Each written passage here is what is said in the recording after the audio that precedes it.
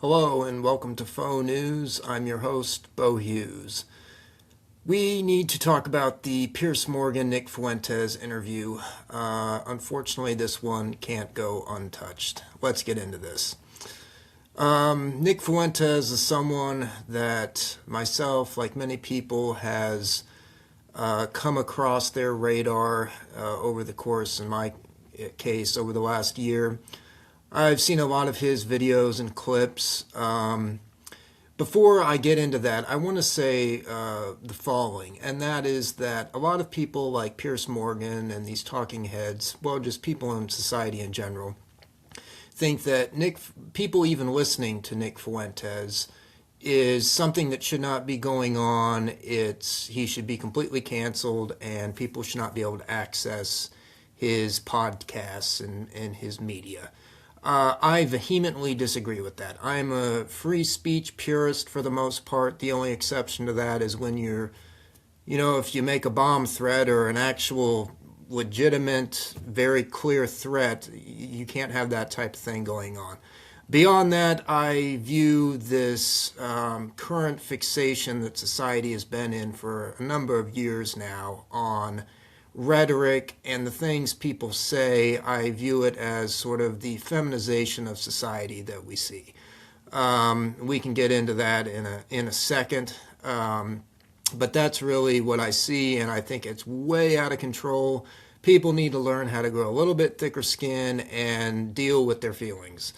That being said, I don't agree with a lot of the things that Nick Fuentes or other people say. I don't think from a morality standpoint that they should be said, but I believe people should have the right to say them. And people need to be an adult and figure out how to deal with those floating around in the stratosphere. And if, as a society, you say that you can't handle that, then we have a problem. And that is similar to this next point. Going back, people say that Nick Fuentes, basically, that they don't want his podcast, his media, to even be accessible to people. And in terms of the adults that are watching, tuning into Nick Fuentes, I think that's preposterous. You're talking about adults that have the right to vote. They might be conscripted and drafted into the military and be required to go off into some foreign land and represent your country and be in combat. They need to be able to have the agency and the maturity conferred upon them by society to be able to, just like a rated R movie. A lot of these movies, particularly the horror ones, the content in them is grotesque, and on the line of the horror ones, I'm no prude, but I really don't see any entertainment value in a lot of these horror movies. I think they're straight up demonic, and I think one should be aware that evil definitely exists in the world, demons are a real thing, etc. But I take issue with a lot of the horror crap that Hollywood puts out. That being said, going back to what I just said, if you can vote and you have all these responsibilities in society, you're expected to potentially go off to war and to combat, you're supposed to be an adult. So that means that you should be able to have access to this media if you want it, and it shouldn't be canceled by society because they think that you can't handle it or people might not process it correctly or use it responsibly. You have to take that risk as a society. Unfortunately, some people might not use it responsibly, but again, we have to all be adults, and part of that is that you can't censor and mandate what people can and cannot access. It doesn't work that way. One other quick thing that's similar to that. I think part of why Nick Fuentes, his viewership is statistically so high and he's really taken off is because I think a lot of his audience has to be teenagers, teenage boys largely, that are inflating those numbers, and they find him humorous because he's so outlandish, in the things that he says. And so I don't think that he should be taken as seriously in terms of the scale of his platform as he seems to be in recent months by the conservative movement, let's call it. That being said, though they're not all teenagers that are watching his content and providing him his platform, and he does have a significant presence in the, at least, alternative right, whatever you want to call it, even amongst adults. And so, as a free speech purist, I see nothing wrong with people interviewing him, and if they want, and getting his take on things. That preface aside, I have to say, again, I've seen a number of his, when he went on Candace Owens, I've seen a lot of different clips of his. I've watched portions of his show before.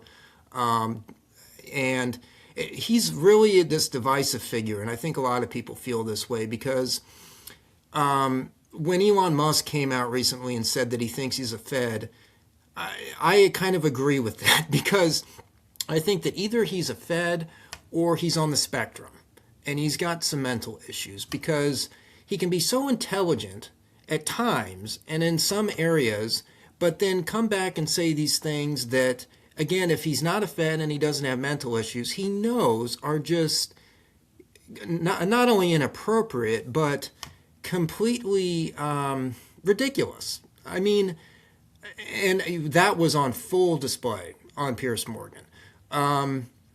And so in watching some of his clips, particularly over the last few months, I went into, when I saw that he had done Piers Morgan and it was a 2-hour long interview, I went into it thinking that he was going to do far better than he did.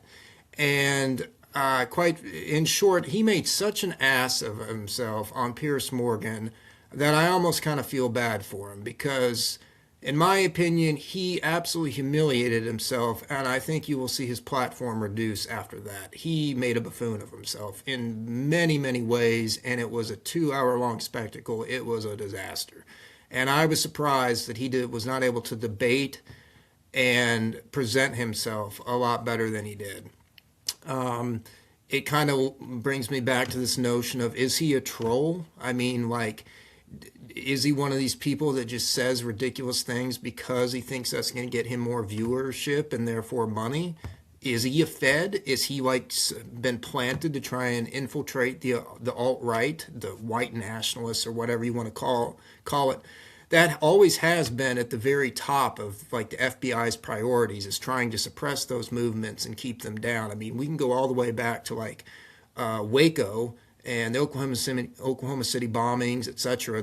They have always, for decades, the feds have been very concerned about white nationalists and this kind of alternative conservative ecosystem, and has kept tabs on them and tried to infiltrate those ecosystems. So let's get into a few of the things that Fuentes said in this interview, and then we'll go from there.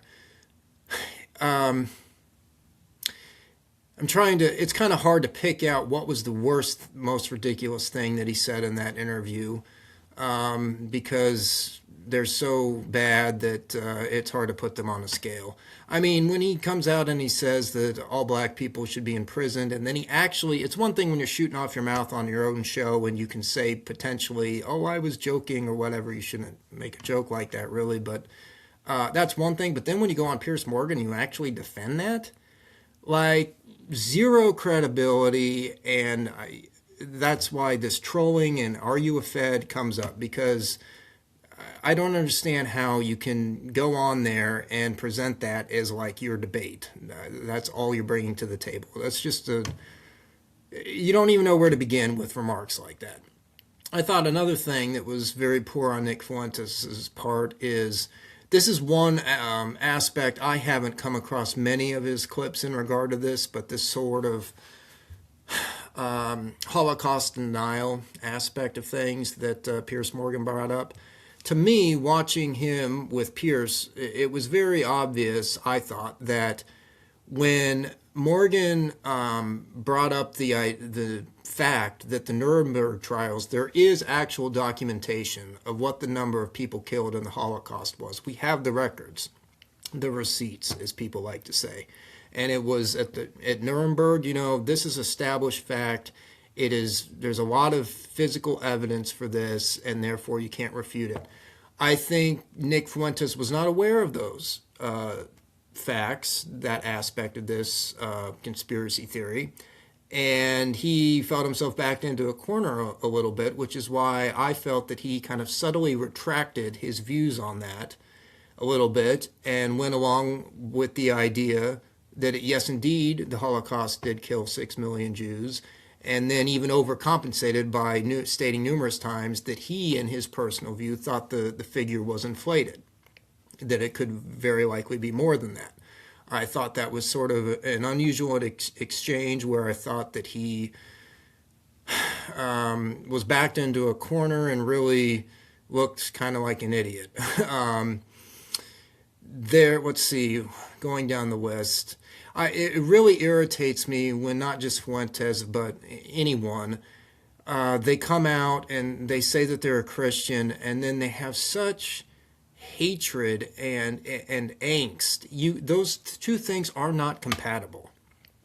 And he all constantly talks about how he's a Catholic, and then he says that he's a racist, and then he makes all these just hateful comments and statements, one right after the other. And then not only does he say them, but in an interview he tries to defend them. As a Christian, that really undermines, and I know many other Christians feel this way, that really makes us all look bad, and it really irritates me. That just causes all sorts of problems, and the two things aren't compatible. They're just not.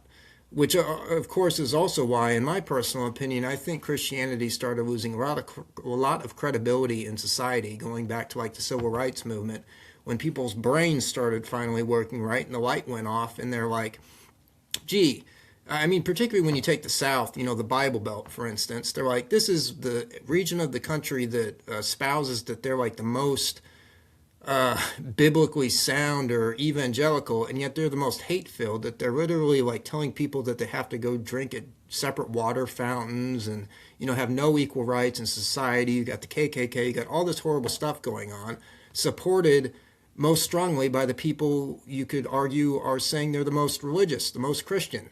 And so that obviously is a huge contradiction that I think has, moving forward, always undermined Christianity. Because how do you reconcile those two things? And I see that line of thinking. I understand that.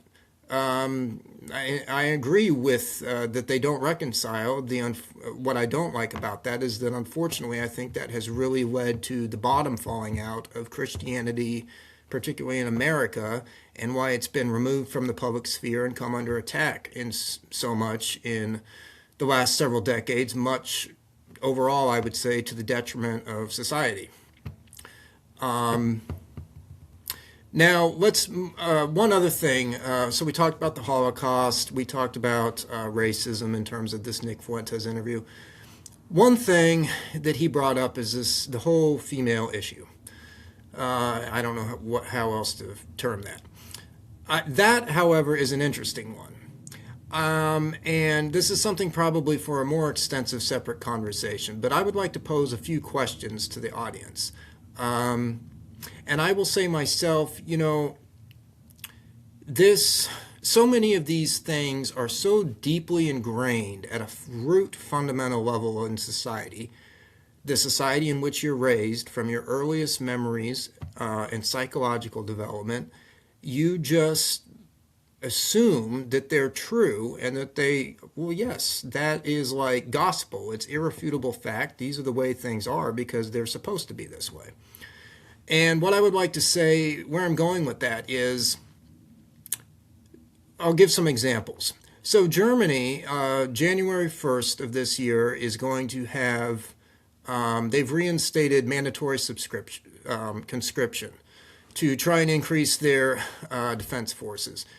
It's not mandatory in that all the men are going to be drafted into the military, but it's like the selective service in the U.S. You have to register with the authorities so that you could potentially be drafted. Very similar to the U.S., you have the selective service. All males, I believe, 18 through 25, or is it 26, have to be registered with the government at all times. So that's Germany and the U.S. Some of your Nordic countries, Norway and Sweden, they also have similar conscription services programs, policies. but they apply to both males and females. That's Norway and Sweden that I'm speaking of. Switzerland, it's well known, has mandatory conscription. It's only for men. I believe South Korea also has mandatory conscription. I think it's a little bit more universal because it's always been such a powder keg environment over there with North Korea, that I think the numbers that are mandatorily, drafted into the military are far higher than those in Norway or Sweden or Switzerland, for instance. But again, it's all men. So setting aside the Nordic countries, what you have there is what I just said. Only the men are required to potentially be drafted and go into combat, mandatory military service, etc. in times of conflict. So why are things so lopsided if we supposedly have equal rights for both sexes in society? Why are they so lopsided? Why is it not equal across the board? Even by extension, Sweden, they reinstated their mandatory conscription in 2017. And immediately there were like 4,000 people that were called up. And again, it's gender neutral in Sweden. However, the groups that they called up, it was 85% men. And in subsequent years after 2018, it got a little bit more gender equal, but it was like 80 and 20, maybe 75% and 25% female. Why are things so lopsided on these very basic, fundamental civic responsibilities if the rights should always also be completely equal? Why is that? And that's a question that you're not allowed to ask because you're instantly branded a misogynist. Another great example of the constant double standards that you see in society, I remember like when Stormy Daniels went on Jimmy Kimmel, I believe it was Jimmy Kimmel, and she's literally up there like making fun of Trump's penis. And, I'm not necessarily going to say I think she should be allowed to go on there and do that if she wants to. However,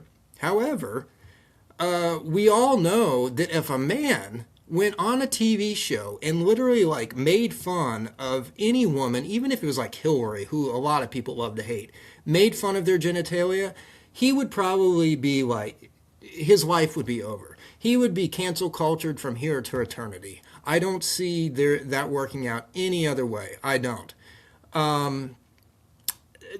There's so many different examples like this. One thing that really bothered me, and this is an interesting phenomenon that we're seeing increasingly in the political sphere, is how women get away with being far more conservative, let's say, and nationalist, anti-immigration, let's say, than men generally are allowed to get away with that without being branded a racist, a xenophobe, etc. An example of this, which quite frankly, when I saw this, my jaw hit the floor, was about a year or two ago when Ann Coulter interviewed Vivek Ramaswamy. I think it was literally about 30 seconds into the interview. She basically stops the interview and just says, as a preface, something, this isn't a direct quote, but something to the effect of, before we begin, I just want to say I agree with a lot of your policies, but I would never vote for you because you're Indian. What? Did you actually just say that? Like, what a racist, bigoted, low IQ statement. You actually just said that.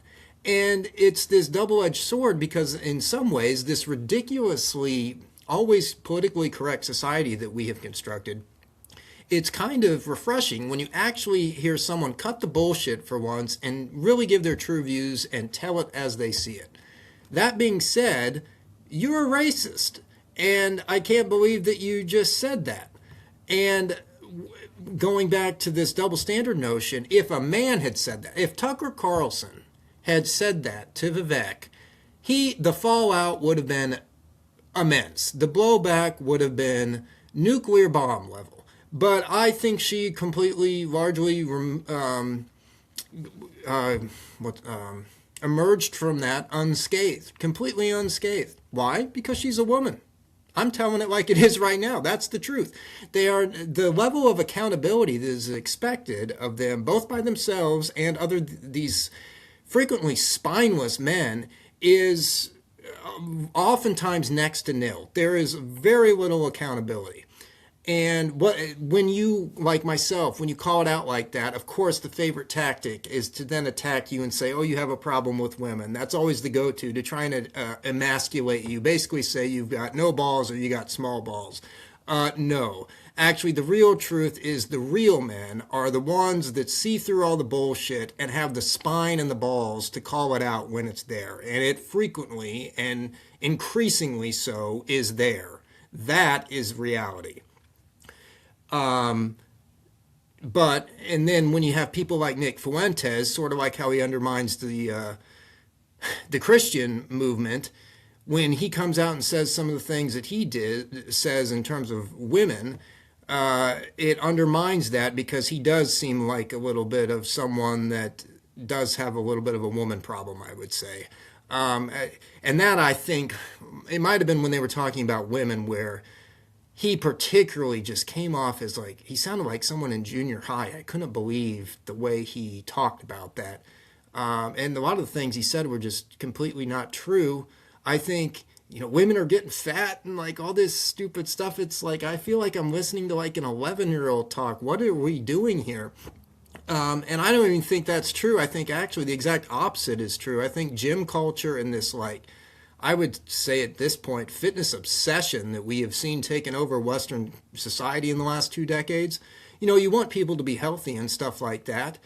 And so in some ways it's been positive, but I would say if anything, women look better now than they ever have in human history because the gym culture, they're taking, being physically active, which I'm all for. Let's get everybody out doing stuff. That at a baseline level is good. Unfortunately, at this point, I think it's been taken too far thanks to Instagram and these constant photo shoot culture that we have developed with cameras on everybody's phones, that it's developed a society of narcissists at an alarming level. That's another topic. But going back to Nick Fuentes, I bring that up because his comments just don't even compute. They're just totally inaccurate, in my opinion. I think other people would agree with me. And also, even if they are all fat, I mean, what, where are you even going with that? Like, that just sounds like an 11-year-old would make that comment. What, you can't be in a relationship with any women because they're all fat? That's just an immature beyond belief and just stupid, even if it was the case, and it's not.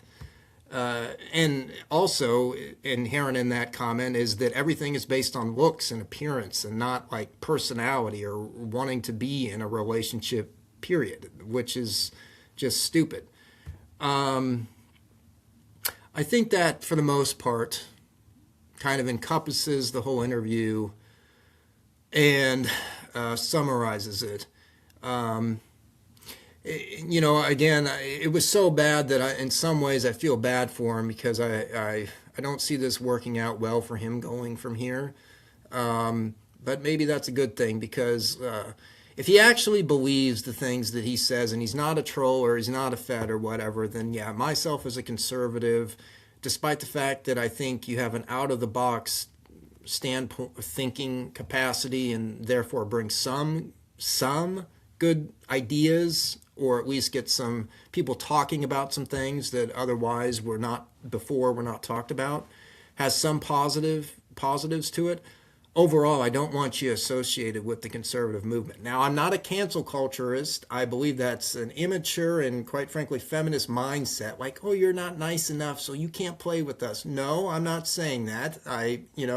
The freedom of thought and the forum of ideas, I believe, in free speech combined with all that. That's how you have the best liberal society. That being said, I guess when I say I would prefer him not to be affiliated with the conservative movement. I guess I mean at the level at which he has become in these last few months when he's really gone viral, and it's like you can't go anywhere without seeing somebody talking about Nick Fuentes. One thing that I do think that he's spot on about is I don't know what has happened with Candace Owens with this whole Charlie Kirk thing. I think I don't want to make too many accusatory or personal comments, let's say. I think that's part of the problem with what Candace has done. But it seems very obvious to me that she had it really bad for Charlie, like super crush, and she can't let go of that, and it's making her act completely like insane. I agree with Nick Fuentes on that. Like, I'm surprised, I'm amazed, in fact, that she has not been attacked with lawsuit after lawsuit with the things that she has gone on her show and said. And it's totally ridiculous. It's like you've got, like Nick Fuentes said, you've got like Egyptian planes, and then you're going over to Delaware and you're talking about like the DuPont family, and Brigitte Macron's a man, and French Foreign Legion. You're trying to connect all this stuff. It's like, what is going on? There is no linkage or correlation here between these data points that you're presenting to us that lines up or computes. And you're selling this to people, and even while you're selling it, you're like defaming people and making totally inappropriate, presumptuous accusations unless you have some actual evidence, some hard evidence that you can bring forward to the public. So that's all I'm going to say on that. I hope she gets back on track, because I think in the past I've liked her as a conservative commentator. She's really lost a lot of credibility, in my opinion, with this whole Charlie Kirk thing. I hope she gets back on track. I think that's it for now. I hope that this is the end of the Nick Fuentes craze, and I suspect that it might be. That's how exposing and just completely off the rails that whole Piers Morgan interview was. So that's it. Signing off for now. We might touch some more on some of these issues like feminism, or sort of the direction of the new conservative movement, the alt-right movement, in subsequent videos. But we'll cross that bridge when we come to it. So as always, thank you for tuning in. I hope this was entertaining and informative. It's not fake news.